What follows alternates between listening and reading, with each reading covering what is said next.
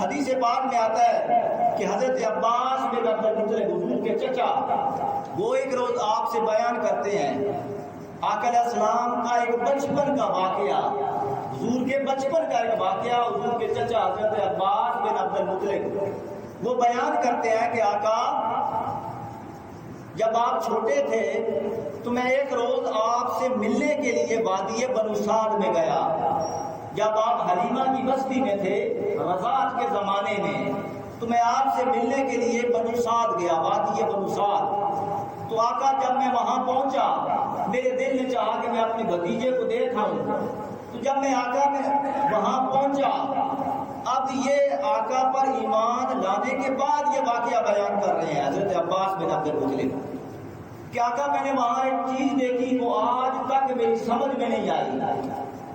میرے آقا نے فرمایا چچا عباس کیا دیکھا؟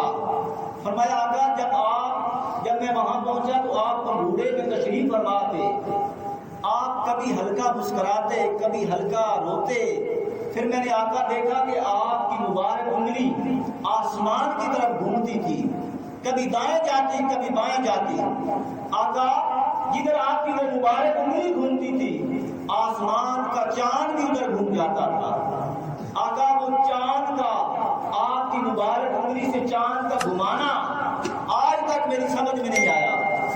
میرے آقا نے فرمایا چچا عباس تم بس اتنی بات پر حیران ہو، کیا میں تمہیں اس سے بڑی عجیب بات نہ بتاؤں؟ اس سے بڑی عجیب بات؟ فرمایا آقا بتائیں۔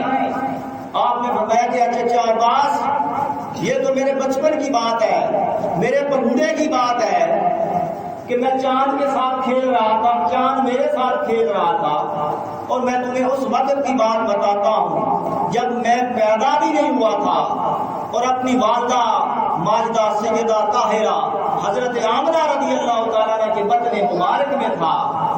اس وقت لوح کے اوپر جو تقدیر کا قلم چلتا تھا اس تقدیر کے قلم کے چلنے کی آواز کو بھی اپنی والدہ کے بطن مبارک میں سنتا تھا۔ یہ تھی میرے آقا کی سماعت کی اجازی شان۔ حضور نے فرمایا کہ میں اپنی والدہ کے بطن مبارک میں لوح کے اوپر چلنے والے قلم کی آواز سنتا تھا۔ تو یہ آقا علیہ السلام کے علم کا یہ مقام تھا۔ اللہ تعالیٰ سے دعا ہے ہمیں